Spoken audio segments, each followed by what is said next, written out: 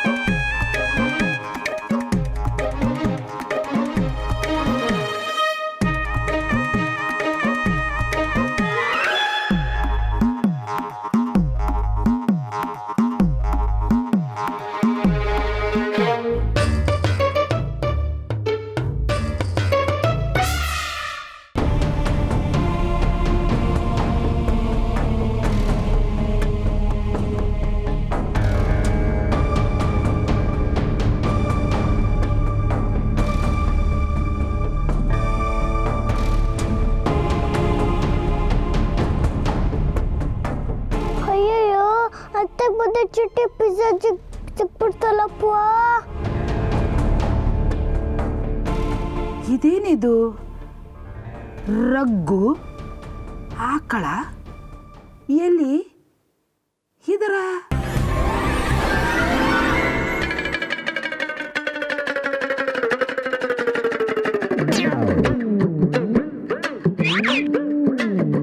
ಅಯ್ಯೋ ಪಿಜ್ಜಾ ಅಜ್ಜಿ, ಅದು ನೋಡ್ಬೇಡಿ, ಅದು ನಂದು. ಪ್ಲೀಸ್ ಕೊಟ್ಬಿಡಿ ಪಿಜ್ಜಾ ಅಜ್ಜಿ, ಪ್ಲೀಸ್ ಪ್ಲೀಸ್ ಕೊಟ್ಬಿಡಿ ಪಿಜ್ಜಾ ಅಜ್ಜಿ ಪ್ಲೀಸ್. ರಗ್ಗು, ಆಕಳ, ಎಲಿ ಇದಾರ? ಏನ್ ಹಿಂಗಂದ್ರೆ? ಆಕಳ ಆಕಳ ಅಂದ್ರೆ ಹಸು, ಎಲಿ ಅಂದ್ರೆ ಇಲಿ.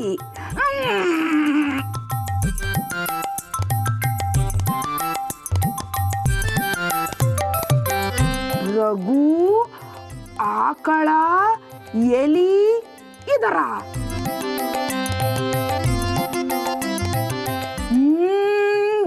ಗೊತ್ತಾಯ್ತು. ರಗ್ಗು ಅಂದ್ರೆ ರಘು.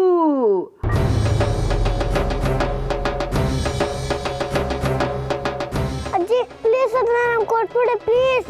ರಘು, ಅಂಕಲ್, ಎಲ್ಲಿ ಇದ್ದಾರೆ? ಓ, ಎಲ್ಲಿ ಇದ್ದಾರೆ? ರಘು ಅಂಕಲ್ ಎಲ್ಲಿ ಇದ್ದಾರೆ?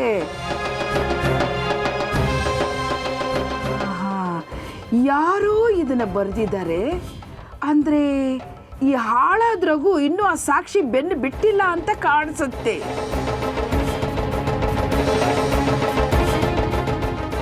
ಮದುವೆನೂ ಗೊತ್ತಾಗಿ ನಿಶ್ಚಿತಾರ್ಥನೂ ಆಗಿರ್ಬೇಕಾದ್ರೆ ಏನಿದು ಹುಚ್ಚಾಟ? ನರರಿ ಎಲ್ಲ ಹಾಳಾಗೋಯ್ತು ಕಣೋ, ಎಲ್ಲ ಹಾಳಾಗೋಯ್ತು.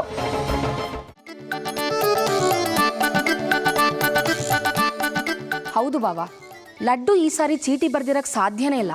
ನಿನ್ನೆ ರಾತ್ರಿ ಅವ್ನು ನಮ್ಮ ಜೊತೆನೆ ಮಲಗಿದ್ದ. ಹೌದಣ್ಣ, ಸಿಂಧು ಹೇಳ್ತಿರೋದು ಕರೆಕ್ಟ್ ಆಗಿದೆ. ಅವನಂತೂ ಬರ್ದಿರೋದಕ್ಕೆ ಸಾಧ್ಯನೇ ಇಲ್ಲ. ಅವನು ಈಗ ಎದ್ದು ಬರ್ತಿರೋದು. ಹಾಗಾದ್ರೆ ಇದನ್ನ ಬರ್ದೋರು ಯಾರು? ಭೂತ ಬರ್ದು ಬಿಡ್ತಾ?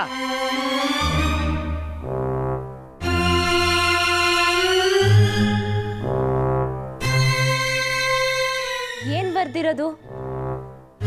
ಯಾದ್ರ ಬಗ್ಗೆ ಮಾತಾಡ್ತಿದ್ದೀರಾ? ಈ ಚೀಟಿ ಅತ್ತೆಗೆ ನಿನ್ ರೂಮಲ್ಲಿ ಸಿಕ್ಕಿದೆ. ಇದನ್ನ ಯಾರು ಬರ್ದಿದ್ದು ಅಂತ ಎನ್ಕ್ವೈರಿ ಮಾಡ್ತಾ ಇದ್ದೀನಿ ನಾನು. ಈ ಚೀಟಿ ಯಾರು ಬರ್ದಿದ್ದು ಅಂತ ನಿಂಗೆ ಗೊತ್ತಿರ್ಬೇಕಲ್ಲ.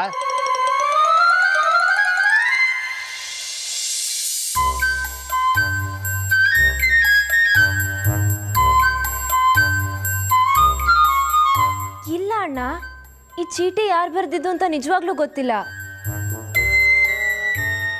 ಅಂದ್ರೆ ನೀನು ಇನ್ನೋಸೆಂಟ್ ಅಂತ ನಾಟಕ ಮಾಡ್ತಾ ಇದೀಯಾ?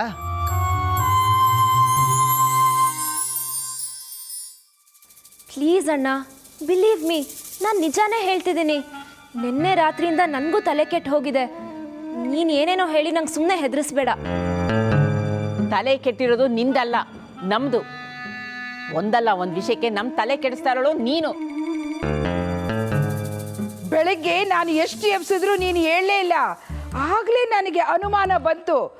ಯಾಕಂದ್ರೆ ನೀನು ಮಲಗಿಲ್ಲ, ಮಲಗಿರೋರ್ ಥರ ನಾಟಕ ಮಾಡ್ತಾ ಇದೀಯಾ ಅಂತ. ಅಯ್ಯೋ ಅತ್ತೆ, ನೀವು ನನ್ನ ರೂಮಿಗೆ ಬಂದಿದೆ ನನಗೆ ಗೊತ್ತಿಲ್ಲ. ಬಾಯಿ ಮುಚ್ಚೆ, ಸುಳ್ಳು ಹೇಳ್ಬೇಡ.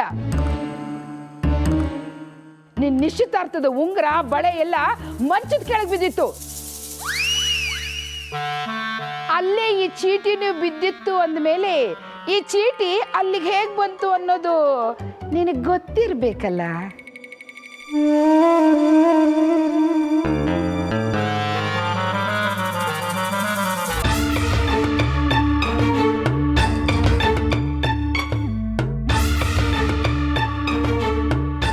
ಸಾಕ್ಷಿ, ಮಾತೆತ್ತಿದ್ರೆ ಲಡ್ಡು ಬಲಿಪಶು ಆಗ್ತಾನೆ. ನಿಮ್ಮಣ್ಣ ಅವನಿಗೆ ಶಿಕ್ಷೆ ಕೊಡ್ತಾರೆ. ಈ ತಪ್ಪು ಲಡ್ಡು ಮಾಡಿಲ್ಲ ಅಂತ ನನಗೂ ಅನಿಸ್ತಾ ಇದೆ. ನಿಜ ಹೇಳ್ಬಿಡು ಸಾಕ್ಷಿ. ನಿನ್ನೆ ರಾತ್ರಿ ನಿನ್ನ ರೂಮಿಗೆ ಬಂದವ್ರು ಯಾರೋ ಹೇಳು. ಅಯ್ಯೋ ಅತ್ತೆ, ನಿಮಗೆ ನಾನು ಹೇಗೆ ಹೇಳಿ? ನಿನ್ನೆ ನನ್ನ ರೂಮಿಗೆ ಯಾರೂ ಬಂದಿಲ್ಲ. ಹಾಗಾದ್ರೆ ಆ ಚೀಟಿಯನ್ನು ಆಕಾಶದಿಂದ ಉದುರ್ತಾ?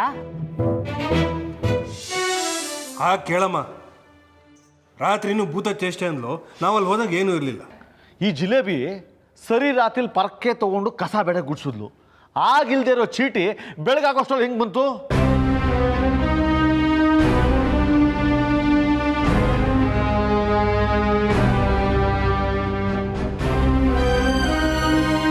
ಅಯ್ಯೋ, ಒಂದೇ ಸಲ ಕೂಗ್ತಾ ಇದ್ದೀನಲ್ಲ ನಾನೇ ಬರ್ದಿದ್ದು ಅಂತ. ಅತ್ತನ ನಾನೇ ಮಲಗ್ಸಿದ್ದು. ನಾನು ಬರ್ದಿದ್ದು ಹೇಗೆ ಹೋಗ್ತಿರತ್ತೆ? ಸಾಕ್ಷಿ ರೂಮ್ಗೆ ಮಧ್ಯರಾತ್ರಿಲಿ ಹಾಕಿದ ಬಾಗ್ಲೂ ತೆಗೆದೇ ಹೋಗಬೇಕು ಅಂದರೆ ಅದು ಜೈ ಕರ್ನಾಟಕ ಕೆಲಸನೇ. ಪಾಪ, ಜೈ ಕರ್ನಾಟಕ ಎಲ್ರಿಗೂ ಸಹಾಯ ಮಾಡ್ತಾರೆ, ಆದರೆ ಅವ್ರಿಗೆ ಯಾರೂ ಸಹಾಯ ಮಾಡೋರೇ ಇಲ್ಲ. ಪಾಪ, ಎಲ್ಲದಕ್ಕೂ ಲಡ್ಡುನೇ ಹಿಡ್ಕೊಂಡು ಬೆಂಡೆತ್ತಾರೆ. ಇವರು ಈ ಥರ ಸಾಕ್ಷಿಗೆ ಹಿಂಸೆ ಕೊಟ್ಟರೆ ಅವಳು ಮತ್ತೆ ನೇಣು ಹಾಕೊಳ್ಳೋದು ಗ್ಯಾರಂಟಿ. ಜೈ ಕರ್ನಾಟಕ ನಾನೇ ಬರೆದಿದ್ದು ಅಂತ ಒಪ್ಕೊಂಡ್ರು ಯಾರಿಗೂ ಗೊತ್ತಾಗಲ್ಲ. ಅದರ ಬದಲು ಜೈ ಕರ್ನಾಟಕಗೋಸ್ಕರ ನಾನೇ ಬರೆದಿತ್ತು ಅಂತ ಒಪ್ಕೊಂಡ್ಬಿಡ್ತೀನಿ. ಸಾಕ್ಷಿ, ಏನೇ ಇದು ಒಳ್ಳೆ ಕಂಬದ ಥರ ನಿಂತಿದ್ಯಾ? ನಿನ್ನ ರೂಮ್ನಲ್ಲಿ ಆ ಚೀಟಿ ಹೇಗೆ ಸಿಕ್ತು ಮೊದಲು ಅದನ್ನು ಹೇಳು. ಅಮ್ಮ, ನಂಗೆ ನಿಜವಾಗ್ಲೂ ಗೊತ್ತಿಲ್ಲ ಅಮ್ಮ. ಯಾಕೆಲ್ಲರೂ ಸೇರ್ಕೊಂಡು ಈ ಥರ ಹಿಂಸೆ ಕೊಡ್ತಿದ್ದೀರಿ ನನಗೆ? ಈ ವಿಷಯ ಇವತ್ತು ಇತ್ಯರ್ಥ ಆಗಲೇಬೇಕು. ಎಲ್ಲ ವಿಷಯನೂ ಸಿಪ್ಪೆ ಸಾರಿಸ್ತಾ ಇದ್ರೆ ತಪ್ಪು ಮಾಡೋರು ಮಾಡ್ತಾನೇ ಇರ್ತಾರೆ. ಈ ಚೀಟಿ ಬರ್ದದ್ ಯಾರು ಅನ್ನೋ ಸತ್ಯ ಇವತ್ತು ಗೊತ್ತಾಗ್ಲೇಬೇಕು. ಆ ಚೀಟಿ ಬರ್ತಿದ್ ನಾನೇ.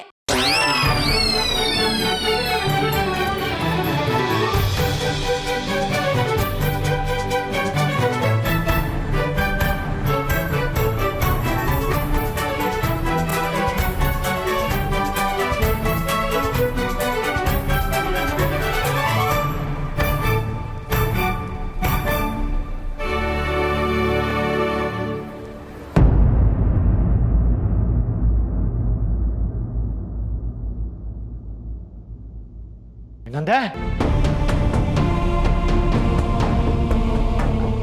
ಆ ಚೀಟಿ ಬರೆದಿದ್ದು ನಾನೇ ಎಂದೆ.